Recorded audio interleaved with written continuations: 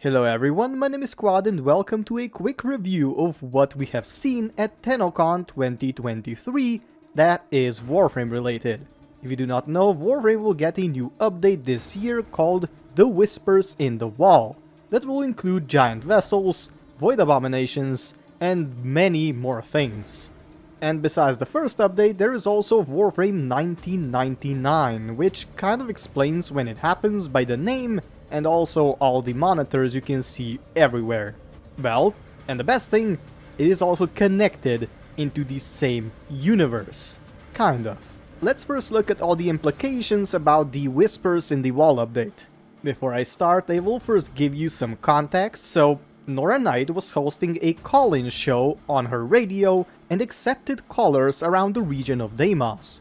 Multiple callers called her, most notably Latrux Un, a corpus scientist we can help during Deimos missions, Delia, an overseer at a mining station somewhere around Deimos on a different planet, and the last caller, someone called Bones.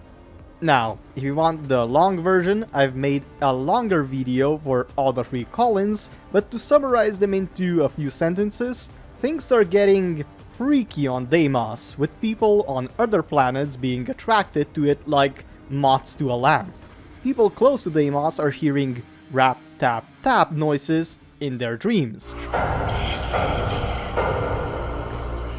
And they are also remembering or missing things like people from their lives. And oh yeah, to keep it short and sweet, the Bones character was Necroloid, who contacts the Tenno for their aid. When the Tenno arrives on Deimos, Lloyd explains to the Tenno that he needs to start the Kalimos sequence. He deconstructs the cosmic clock that started rap-tap-tapping and throws it into the void.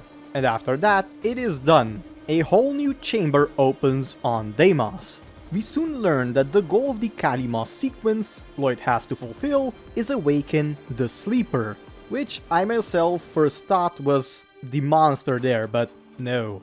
Albrecht and Trati made giant vessels, monstrous beings that can only awaken after the Sleeper does. And that is a vessel, and someone has to control it. Tenno starts some device and continues down the chamber. He can also hear rap-tap-tapping everywhere, which means the man in the wall has infiltrated real universe. The Tenno destroys ancient crappier necromechs made by Old Master Entrati, who is Albrecht, and then obtains the Grimoire, which contains secrets of Kalimos sequence and also acts as a crazy-ass weapon. Tenno comes across the man in the wall who distorts reality like what the Void does. It makes things bigger and crazier since that is what the Void does.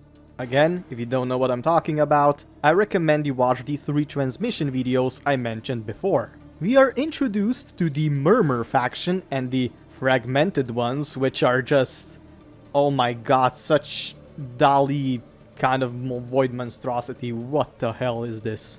And yeah, they all resemble the man in the wall himself, so the Murmurs, hell yeah. Tenno obviously destroys the thing and then continues and gets to the Sleeper, who is awoken. The Sleeper is known as Lloyd, the original. They go to the computer and reveal that Tenno is the operator, who is transferred into the giant vessel.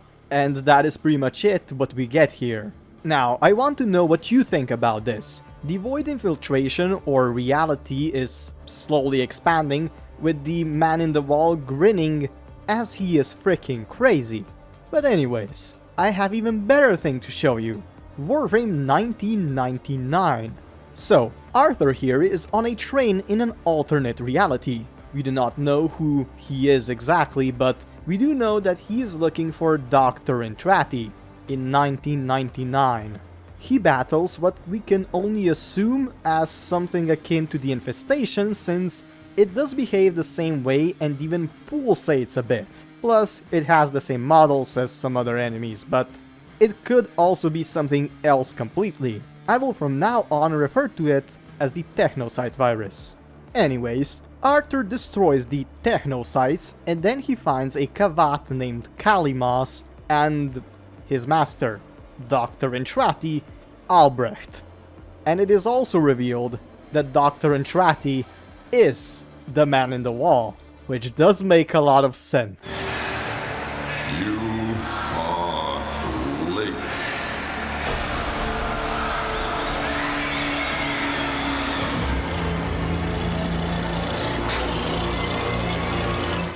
Right now you might think, what the hell is going on? Well, Warframe in 1999 doesn't make much sense, does it?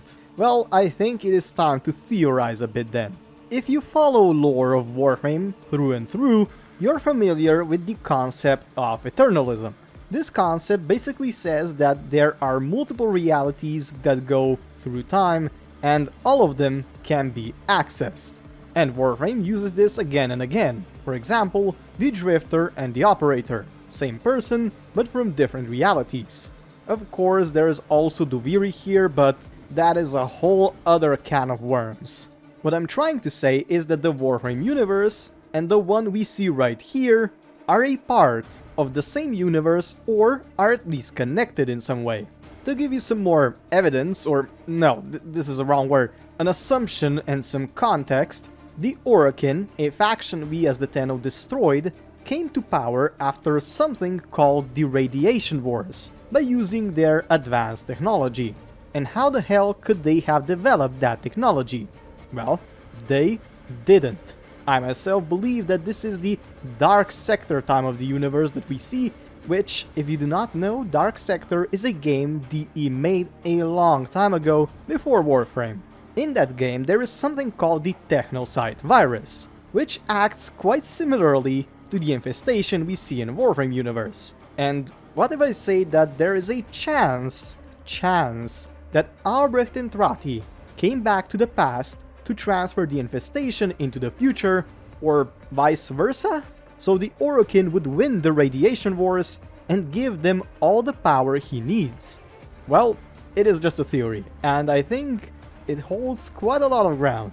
However, I truly want to hear your speculations on this. Let me know down in the comments. A flaw in my theory that I can see right away is that I'm assuming that the infestation is the same as the Technocyte virus. In reality, the infestation in Warframe lore couldn't infect machines, because Aled V was the one who developed the Mutalis strain of the infestation that could infect machinery. But also, you have to know that the technology is just so different. Maybe it's completely different than what we have in that universe in 1999. Those crappy computers, who knows. What I forgot to mention before is also that the Warframe suit we see Arthur wearing is the same as Excalibur. It's the same, which is just a very weird coincidence and reuse of models. But anyways, with this I thank you for watching, and I wish you a very nice day. Speculate down in the comments, and goodbye.